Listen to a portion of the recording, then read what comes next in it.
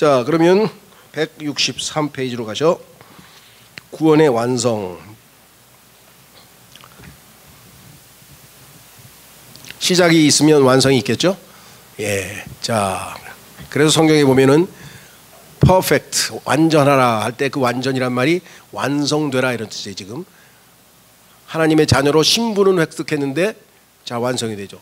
우리가 뭐 비근한 예를 들자면 우리가 육체적으로 우리가 자녀를 낳았다. 그러면 그 자녀가 자라나죠. 1살, 2살 뭐 이렇게 해서 쭉 가다가 20살 되면 국가에서 뭐라 그러나요? 성인 인증식을 해줘요. 뭐 그거 하는 사람도 있고 안 하는 사람도 있지만 하여간 정식으로 성인의 날을 정해가지고 만 20살이 되면은 성인 인증식을 해주잖아요. 그 완성된 거죠. 한 인간으로서. 그때부터는 모든 권리와 모든 의무와 한 국가로 한 인간으로서의 인격체로서의 모든 걸 다 향유하고 자유롭게 행동할 수가 있잖아요. 그렇죠? 법적으로도 아마 20살이면 부모님 허락 없이 결혼하죠. 맞나요? 예. 그러니까 그런 모든 것이 이제 완성되는 때가 있는데, 자, 첫 번째 그리스도의 소망은 뭐냐? 아시다시피 성령님께서 우리를 그 인치셨는데, 그 봉인했는데, 그 봉인한 것을 성경에서는 뭐라고 했냐면 이걸 담보라 그랬어요. 담보. 그리고 정확한 영어 단어의 earnest라고 하는 단어의 의미는 계약금입니다. 계약금. 그 계약금을 걸어 놓으셨어요. 하나님께서. 이거 내가 살게. 그래서 완전히 거래가 이루어지게 되는 것, 주님이 오실 때 완전히 주님의 소유가 되는 거잖아요. 예, 그래서 그때 우리의 몸이 호련히 영광스러운 몸으로, 주님 몸으로 바뀌게 된다.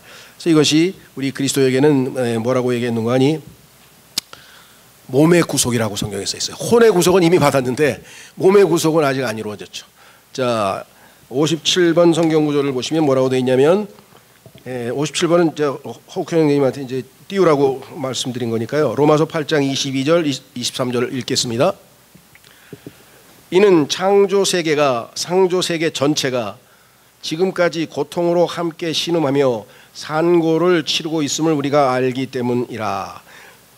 그리고 그들뿐 아니라 온 세상이 지금 막 난리법석을 치는 게 아니라 우리 그리스도인들조차도, 그들뿐만 아니라 성령의 첫 열매들을 소유한 우리 자신도 거룩하신 성령께서 우리 안에 다 내주하시는데, 그럼에도 불구하고 그러하니 왜 그러냐? 바로 우리 스스로도 우리 자신 안에서 신음하며 입양을 기다리고 있으니. 신음해요. 신음. 왜 신음합니까? 계속 육신이 우리를 공격하고 시험하고 막 이러다 보니까 탄식하는 삶을 산다 이거죠. 그리스도인이 여러분 삶은 어떻습니까? 할렐루야 할 때가 많아요. 아이고 주여 살려주세요. 비유를 한번 보세요. 어떻게 어떤 사람은 할렐루야가 많은 사람이 신앙생활 잘하는 거 아니에요? 그러니까 근데 성경에는 반대예요. 반대. 아이고 주여 살려주세요. 나 좀 살려주세요. 이렇게 하는 사람이 영적으로는 훨씬 더 성숙해 있는 사람이야. 사도 바울이 할렐루야 하는 거 봤어요 성경에? 예. 오 나는 비참한 사람이구나. 오 이러고 살았어요. 예. 시편 읽어보세요. 시인들. 주여 괴롭습니다. 왜 나를 괴롭히십니까? 아유 살려주세요. 막 맘나 오 이거 뭐예요? 탄식이에요 탄식. 자 그래서 이 땅에서는 십자가를 지고 주님을 따르는 그 길이에요. 좁은 길이고 그 길을 가는 거죠. 자 그래서 여기 보시면 뭐라고 되느냐?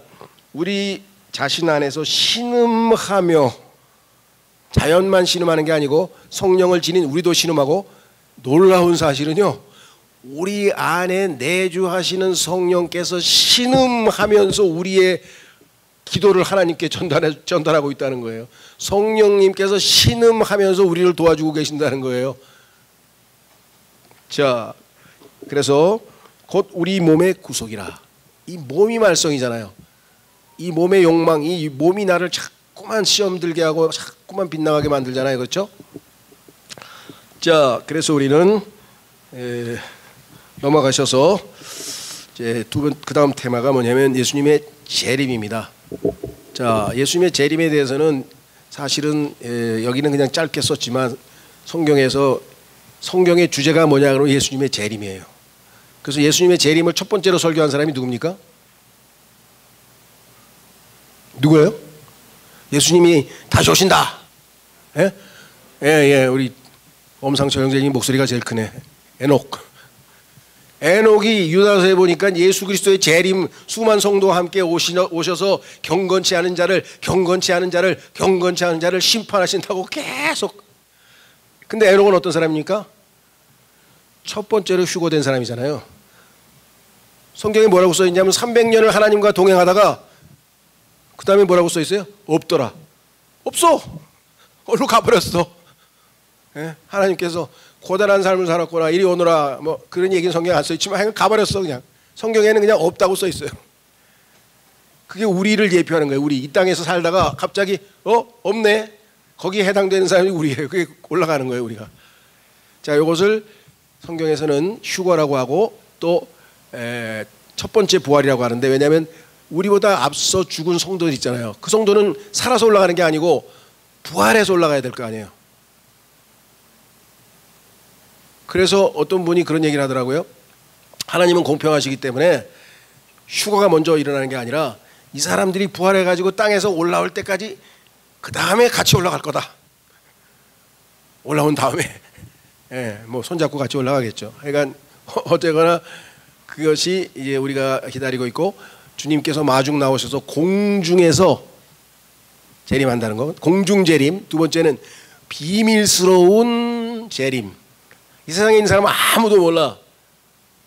비밀스러운, 은밀한. 그 다음에 7년을 기다렸다가 그 7년 동안 우리는 주님이 우리를 셋째 하늘로 데리고 올라가요. 화양농원 관광동원이 아니고 새 예루살렘 관광동원에 가가지고 와, 이건 뭐 막 생명수강이 그러고 그냥 어마어마한.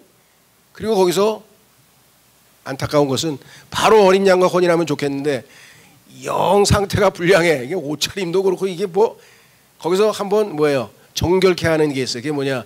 그리스도의 심판석이에요. 그리스도의 심판석에서 심판을 받고 상 줄 사람은 상 주고 벌 받는 사람은 없어요. 다만 상을 못 받는 사람은 박수만 쳐주고, 그리고서 7년간 모든 것이 끝난 다음에 성렬한 세마포로 착 갈아입고, 요즘 뭐라 그러죠? 여자들 혼인할 때 입는 옷을 뭐라 그래요? 웨딩드레스. 그것도 단어도 생각이 안 나. 웨딩드레스로 갈아입고 탁 주님과 어린 양 혼인식을 마치고, 그 늠름하신 어린 양이 왕권을 행사하면서 이 땅에 내려오기 위해서 늠름하게 서 있는 장면이 사랑의 노래라고 이름 붙은 시편 45편에 나오는 거예요. 시편 45편이 사랑의 노래라고 이름이 붙었는데 칼을 차고 위엄을 갖춘 왕의 모습이 나와요. 그게 뭐냐? 하나님께서 자신의 아들인 신랑된 그 아들을 너무나 늠름하고 멋있어서, 초림 때 그 초라한 게 아니라 늠름한 왕으로, 이제 더 이상 종이 아니고 왕이신 그분을 보면서 하나님께서 아들을 향해서 뭐라고 해야 되나, 그러니까 축하 시를 하나 쓰셨어요. 그게 사랑의 노래야. 아버지가 아들에게 하는 얘기예요. 그걸 어떻게 하냐? 히브리서에 아버지가 아들에게 말씀했다고 성경에 되어 있는데 그 구절이 인용이 되어 있어요. 히브리서 1장에. 그리고 나서 8절서부터는 신부의 모습이 뒤에 나와. 신랑이 쭉 신부의 모습이 나오면서 어린 양의 혼인식을 다루고 있는 시편이 시편 45절이에요. 45편이에요. 그래서 예수님께서 이제 지상에, 자, 다릅니다. 아까는 공중이죠. 그다음에 지상 재림. 두 번째는 뭐예요? 공개적인 재림. 번개가 그냥 여기서 탁 치면은 우리가 햇빛이 여기서 비치고 저기서 비치고 막 다 볼 수 있듯이, 그래서 공개적으로, 그다음에 지상의 재림에서 아마겟돈 전쟁에서 이스라엘 백성들을 괴롭히는 적그리스도와 그의 무리들을 완전히 다 소멸하시고, 이스라엘 백성들이 회개를 받으셔서 그들을 거룩하게 하나님의 백성으로 회복시키셔서 새 예루살렘에서 직접적으로 1000년 동안 통치하시는 것. 이게 하나님의 마스터 플랜의 피날레예요. 피날레. 여러분 뭐 이미 뭐 영원에서 영원부터 뭐 여러 가지 공부하셔서 많이 다 아시겠지만, 자, 그래서 우리는 여기에 나와 있는 내용이 첫 번째 뭐예요? 그리스도의 재림. 재림은 두 가지가 있다 그랬어요. 이거를 이해를 못하니까 그 아주 이 교회사에서 아주 뭐랄까 이렇게 눈에 띄는 그런 그 일이 하나 있었는데 그것은 뭐냐면 넬슨 다비라고 하는 영국의 유명한 그리스도인이 형제회 Assemblies of Brethren이라고 하는 그 형제회라고 하는 일종의 뭐랄까요 교회 조직 비슷하게를 만들었어요. 전 세계 우리나라에도 많이 있습니다.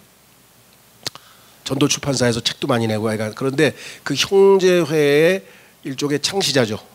그게 넬슨 다비예요. 이분은 사실은 초창기에는 항상 킹제임 성경을 쓰다가 모르겠어요. 조금 더 고쳐보겠다고 다비역이라고 하는 성경까지 또 번역한 분이어서 형제회 사람들은 킹제임 성경보다 다비역이 더 훌륭하다고 또 그런 사람들이 있어요.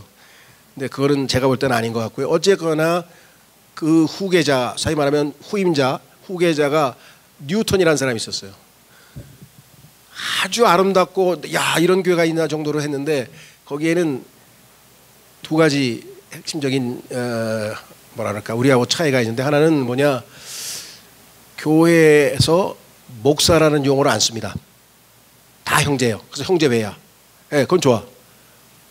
그러나 거기에서 하나님께서 선물로 주셔서 목양자들과 선생들, 즉 하나님의 말씀을 잘 가르치고 돌보는 그런 은사가 있는 사람이 말씀 사역을 해야 되는데 거기는 그게 아니라 장로들이 2명, 3명이 돌아가면서 설교를 하는 거예요. 이제 다행히 그 3명 중에서 한 2명은 은사가 있어서 설교가 뭐 그래도 유익이 되고 성도들에게 많은 믿음을 세워준다 그러는데 어떤 분은 인품은 훌륭해서 장로의 자격은 갖추고 감독의 자격은 갖추었는데 이게 은사가 없어.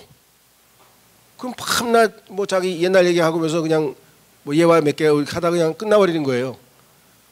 그런 일이 벌어지는 현상 때문에 지금 상당히 이제 우리가 좀 지적하는 게 하나 있고 두 번째는 아까 이제 이 주의 만찬 그걸 매주 해요. 그거 안 하면 예배가 아니야. 그러니까 우리들이 드리는 건 다 예배가 아니라고 쳐요.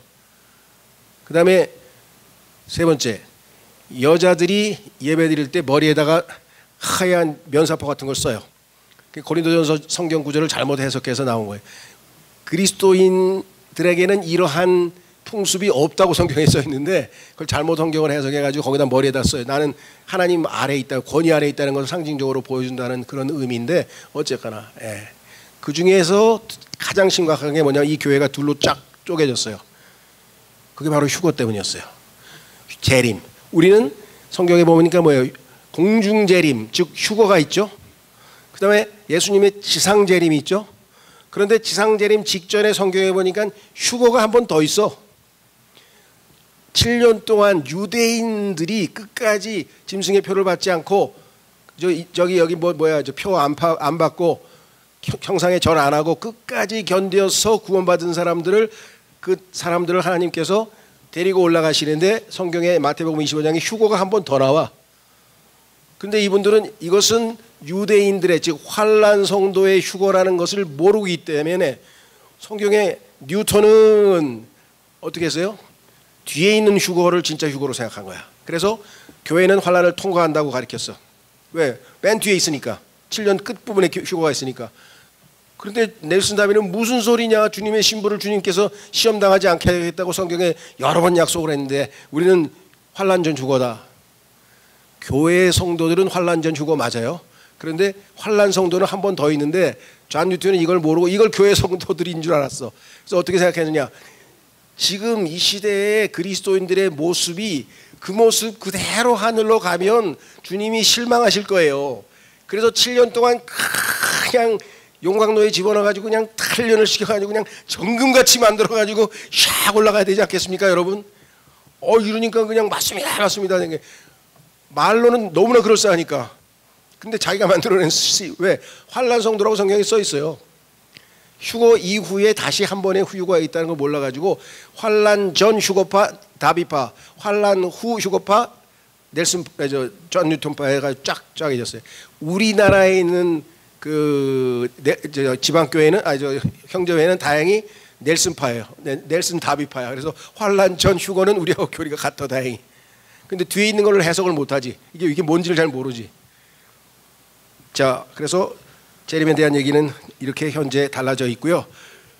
대다수의 장로교를 포함해서 일반 교회의 대다수의 사람들은 야, 예수님께서 지금 성령으로 이미 우리 안에 오신 게 재림이지 뭔 그 다시 오신 거잖아. 근데 뭘 또 육체적으로 예수님이 와가지고 막 예루살렘에서 뭐 저 트럼프 대통령처럼 뭐 막 세상을 통치하고 막 말씀을 그건 아니지.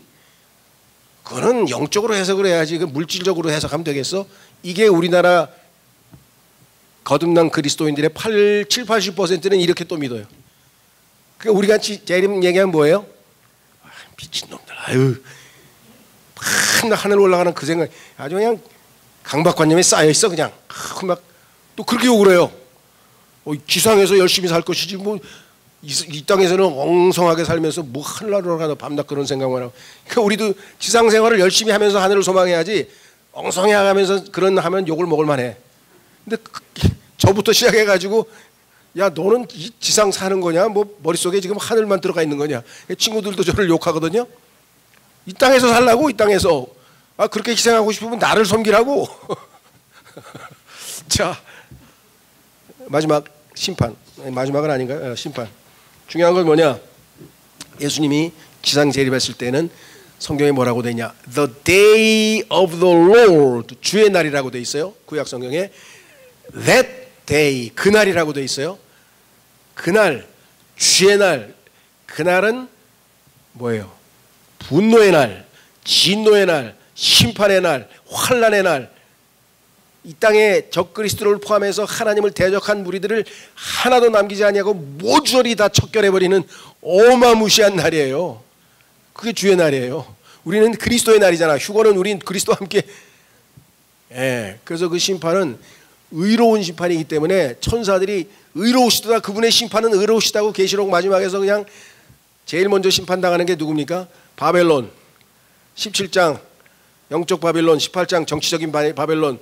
그렇죠? 아시다시피 영적 지도자 거짓 그 짐승 있잖아요. 짐승이 둘이 있는데 하나는 영적 지도자고 하나는 정치적 지도자인데 이 두 사람이 다 척결돼서 17장 18장에 보면은 바벨론의 심판이 기록돼 있어서 막 하늘에서 천사들이 기뻐하잖아요. 바벨론이 심판받았다고. 그리고 중간에 내려오시다가 이사야서 24장에 보면은 누구를 심판하시냐?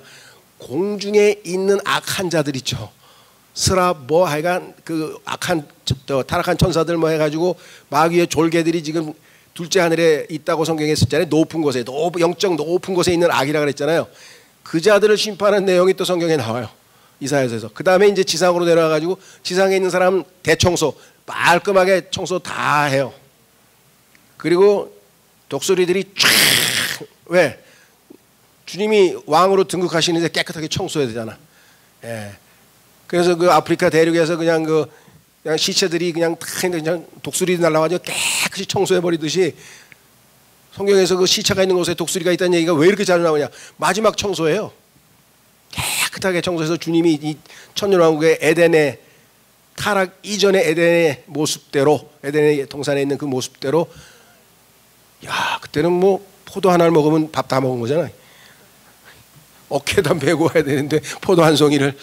어쨌거나 하여간 마지막 심판은 반드시 있습니다. 한 번 죽는 것은 심판이 있다고 말이죠. 그리고 나중에 어떤 일이 벌어집니까?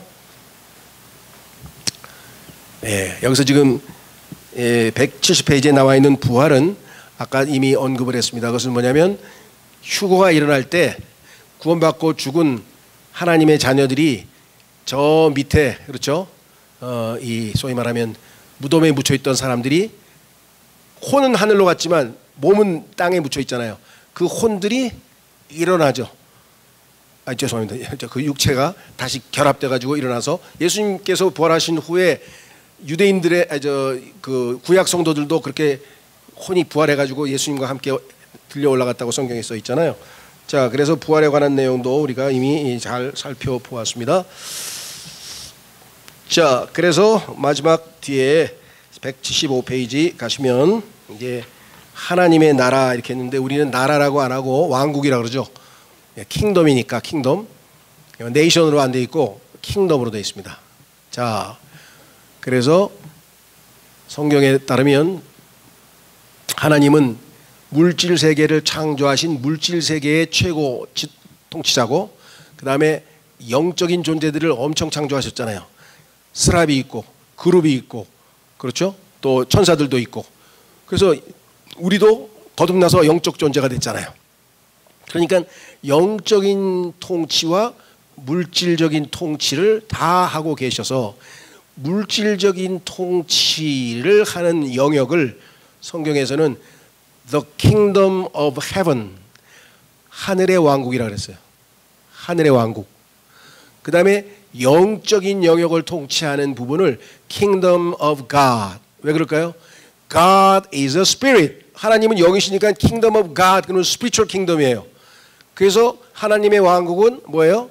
먹고 마시는 것이 아니고, 먹고 마시는 것은 물질적인 세계에서 이루어지는 거지, 먹고 마시는 것이 아니고 성령 안에서 의와 뭐예요?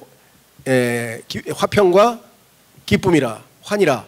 그러니까 성령님 안에서 이루어지는 보이지 않는 영적 왕국이 있죠.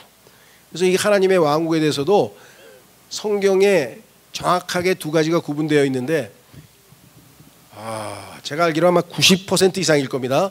구원받은 그리스도인의 90% 이상이 다 하나님의 왕국 이퀄 하늘의 왕국, 한 똑같은 왕국인데 다른 이름, 이렇게 두 가지를 다 쓴다. 뭐 예를 들면 뭐 우리 아버지도 아버지라고 했다가 그 다음에 뭐라 그래요? 아빠라도 하잖아.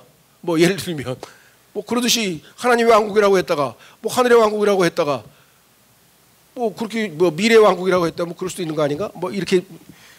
그러면 하늘하고 하나님하고 똑같은 거예요? 하늘하고 하나님하고 똑같으면 우리는 그리스도인이 아니지. 하늘하고 하나님하고 똑같으면은 우린 조선시대에서 이놈아 천벌을 받을 놈 아마하면서 막 하늘이시여 비를 내려주옵소서, 뭐 그거 믿는 거하고 똑같은 거예요. 그게 다 우상숭배예요. 이해가 되세요? heaven, 하늘은 뭐예요? 물질이잖아요. 그러니까 물질 세계, 이 세상에 인간에게 제일 필요한 물질이 뭡니까? 먹고 입고 마시고, 그렇잖아요. 그러니까 하나님의 왕국은 먹는 것과 입는 것이 아니라고 하는 이 얘기는 뭐예요? 물질 세계가 아니라는 얘기지. 그리스도인은 이 땅에서 물질적인 축복은 이 지상에서 하나님의 백성 노릇을 하는 이스라엘에게 주신 축복이야. 물질적인 축복은. 그래서 구약 성도는 부자 이퀄 신앙생활 1등 이렇게 되는 거예요. 아브라함, 이삭. 지상 세계는 뭐예요? 거의 정반대야. 왜? 예수님도 가난한 사람, 사도 바울도 가난한 사람. 그렇죠. 굶기도 숱하게 굶었다 그랬는데, 그렇다고 그러면 그럼 나도 영적으로 뛰어나려면 가난해져야 되겠네. 그건 안 돼. 인위적으로 할 수 없어. 그거는. 부자이면서도 영적으로 뛰어난 사람들이 성경에 또 교회사에 보면 많아요. 하나님께서 여러분들에게 물질적인 축복을 주셔서 잘 살게 하면은 감사함으로 뭐 그냥 지나치게 의인인 것처럼 아니야 나는 가난하게 살 거야 하고 막 다 주고 막 그러면 안 되고, 하나님께서 마음에 줘라 그럴 때 줘야 돼. 그때는 안 돼요 이러면서 괜히 또 막 주지 말라 그럴 때는 막 주려고 그러고 막 이런 사람 안 돼. 그런 사람 내가 숱하게 봤어요. 하나님 시키면 가는 거예요. 예전에 나보고 어떤 사람이 더라고, 어쩌다가 목회를 하셨어요? 그러니까 하나님이 떠밀어서 할 수 없이 됐습니다 했더니, 나 이런 교회 안 다녀. 무슨 목사가 소명도 없고 하나님이 부르셔가지고 뭐 이게 아니고 어떻게 뭐 떠밀려가지고 그냥 억지로 목사가 이런 교회를 왜 다닙니까? 그러더라고. 그렇긴 한 것 같은데 뭐 사실을 사실대로 얘기하지, 내가 뭐 목사가 되겠다고 막 열심을 하고 막 그냥 그 저기 뭐 철야 기도를 하고 새벽 기도를 하고 그냥 소명을 주옵소서 막 이건 그렇게 한 건 아니고요. 막 떠밀어가지고 할 수 없이 가다 보니까 여기까지. 근데 보니까 소명을 받은 목사들이 다 문제 목사고 다 일을 크게 아주 문제를 일으키더라고요 보니까. 그러니까 그게 가짜 소명이었어요. 성경에는 소명, 콜드라고 하는 말은요, 우리가 다 부르심 받았어. 뭐 성도가 되도록 부르심 받았어. 우리가 다 부르심 받았어. 하나님을 섬기도록. 특별히 누군가 부르심 받은 거 아니에요. 물론 사도 바울은 사도 부르심 받았다고 써 있어요. 있죠? 근데 성경에 뭐 목사로 부르심 받았다, 집사로 부르심 받았다 이런 말은 없어요. 그러니까 성경에 없는 말로 만들어서 그렇게 하면 안 되고, 자, 그래서 우리는 지금 현재는 하나님의 왕국은 지금 임해 있지 않아요. 왜? 하나님의 왕국은 물질적인 왕국인데 예수님께서 물질적인 모습을 갖고 이 지상에서 지금 살고 계시지 않잖아요. 예수님이 초림하신 이유가 뭐예요? 이 하늘의 왕국을 세우러 왔다고 마태복음에서 수차 얘기했잖아요. 회개하라, 하늘의 왕국이 가까이 왔느니라. 내가 이 땅에서 직접 너희들을 살리고 다스리겠노라. 먹이고 입히고 너희를 행복하게 해주겠노라. 내가 유대인의 왕으로 왔노라. 그런데 유대인들이 그 왕을 거부했잖아요. 그런데 조건이 뭐야? 유대인이 의롭게 되자. 너희는 먼저 하늘의 왕국이 이루어지려면 너희는 먼저 하나님의 왕국과 영적인 왕국과 믿음으로 의롭게 되는 게 먼저고 하나님의 왕국과 그 의를 구하라. 그리하면 먹고 입는 거 다 모든 것이 이루어진다 그랬잖아요. 그렇죠? 그래서 지금은 우리는 하나님의 왕국 백성으로 영적으로 성령 안에서 의롭게 살고 그러면 하나님이 주시는 마음의 평안을 누리면서 진정한 기쁨 가운데에서 살아가는 거죠. 근데 주님이 지상에 재림하면 하늘의 왕국과 하나님의 왕국이 뭐예요? 통합 왕국이 되는 거예요. 예수님은 천사들도 다 통치하고 우리 인간들도 다 통치하고 하나님의 자녀들도 다 통치하고 모든 근데 그 중에서 우리를 또 왕들로 삼으셨어요. 계시록 1장에 보니까. 그래서 예수님은 King of Kings. 뭐 그거 애니메이션 보셨나요? 뭐 우리 교회 분은 뭐 어떤 분이 보고 오셨는데 괜찮은 것 같은데 그런데 뭐 조금 문제점도 있다고 또 누가 항의를 하더라고. 내가 봐도 좀 가려서 보면 돼요. 어쨌거나 King of Kings. 우리를 왕들로 삼으셨기 때문에 왕들의 왕도 되시고. 그러니까 지금 어마어마한 신분 격상이 이루어진. 사실은 지금도 하나님의 아들이야. 내가 신분이 굉장히 높은 사람이야. 알아주는 사람이 없어서 그렇지. 여기 있는 사람들은 뭐 너도 하나님의 아들, 나도 하나님의 아들. 근데 뭐 비슷하네. 세상 사람들은 내가 하나님의 아들인지를 몰라요. 아마 나중에 여러분들 천년왕국에서 살아남은 여러분의 이웃들을 만나면 막 기절할 거예요. 그냥. 야, 네가 아니지, 네가 아니고, 저 뭐라고 불러야 될까요? 뭐 왕님 할 수도 없고 폐하 그럴 수도 없고 왕인데 어떻게 함부로 부르겠어요? 자, 그래서 우리는 나와 있는 것처럼 하나님의 왕국에 대해서도 우리 마무리를 짓겠습니다. 177페이지의 셋째 줄서부터 결론을 읽고 마치겠습니다. 177페이지. 성경은 이 최종적인 성취를 묘사할 때 찬란한 그림들을 많이 사용한다. 이를 말로 간단하게 표현하자면 이렇게 말할 수 있다. 그것은 죄를 깨끗이 제거함으로써 하나님께서 예수님을 보내신 첫 번째 목적이 뭐예요? 세상 죄를 제거하시러 오셨잖아요. 침례인 요한이 저기 이사야서 53장에 써있는 그분인데 저분인데 어떻게 알았어요? 성령님께서 저분이야. 네가 이사야서 53장 밤낮 읽고 어린 양 했는데 그분이 저기 가고 있네. 딱 보니까 그냥 성령으로 직감으로 알게 됐어요. 보라, 세상 죄를 제거하는 하나님의 어린 양이로다. 그게 얼마나 인류 역사에서 엄청난 선언입니까? 모든 문제를 일으킨 게 죄인데 죄를 제거하러 오신 분이에요. 여러분들은 용서에다 초점을 맞추는데 왜? 내가 용서받는 게 우선이지. 그래야 내가 마음이 편하니까. 우리 아직 연약해서. 그런데 다시 또 죄 지으면 어떡해? 또 용서받고 그러면 그냥 용서받고 예수님은 아예 뿌리를 뽑으러 오셨잖아요. 그렇죠? 그래서 세상 죄를 제거하시러 오셨죠. 자, 그래서 그것은 죄를 깨끗이 제거함으로써 창조 세계를 본 그대로의 목적대로 회복시키시는 일이다. 창조하실 때 그 목적을 그대로 완성하신다. 이는 하나님의 완전한 사랑으로 말미암아 모든 사람과 모든 사물이 완벽한 조화와 완전한 기쁨의 상태로 회복되는 일이다. 그래서 최종 결론은 이렇습니다. 성경은 스토리가 네 개로 되어 있어요. 창조. 하나님께서 자신의 기쁨을 위하여 우리를 창조했는데 그 다음에 타락. 아담 타락했죠. 그 다음에 예수님이 뭐예요? 우리를 회복시키시러 오셨죠. 이제 구속하러 오셨죠. 구원하러. 그래서 구속. 이 구속한 모든 것들을 마지막에서 완성시키시죠. 회복. 그래서 이것을 뭐라 그러나 거대 담론이라고 하는데 용어로는 거대 담론. 뭐 경제 뭐 물가가 올라갔네 내려갔네 뭐 상법이 통과됐네 어쨌네 막 이런 거는 다 이건 거대 담론이 아니죠. 우리가 그러잖아요. 거시 경제가 있고 미시 경제가 있잖아요. 그 미시 경제는 막 물가 어쩌고 이렇게 거시경제처럼 거대 담론의 핵심이 딱 네 가지로 돼 있어요. 창조, 타락, 구속, 회복. 그래서 완전히 회복된 곳에서 영원토록 우리의 정말 지복, 복이 지속되는 엄청난 미래를 우리가 소망으로 갖고 살아가잖아요. 그렇죠? 그러니까 사실은 대단한 자부심을 가지고 살아야 되고, 교만이 아니라 자긍심을 가지고 좀 살아야 되는 거예요. 우거지상하지 마시고 슬슬 미소를 띄우면 옆에서 야, 너 왜 웃냐? 그러면 다 이유가 있지. 좋은 데 가서 그래. 오늘 나도 같이 가보자. 그러면 진짜 가고 싶어? 조금 어려운데. 야, 그러지 말고 내 돈 줄게. 그게 돈으로 안 되는 거여서. 그렇죠? 그래서 짧은 책이지만 하여간 제가 목적은 다 읽어보려고 했는데 이게 도저히 안 되겠어. 그래서 그러니까 이 절반만 앞부분은 읽고요. 뒷부분에 우리에 해당되는 부분은 이미 많이 배우신 부분들이기 때문에 한번 쭉 읽어가면서 이렇게 정리를 한번 해보시면 좋을 것 같아요.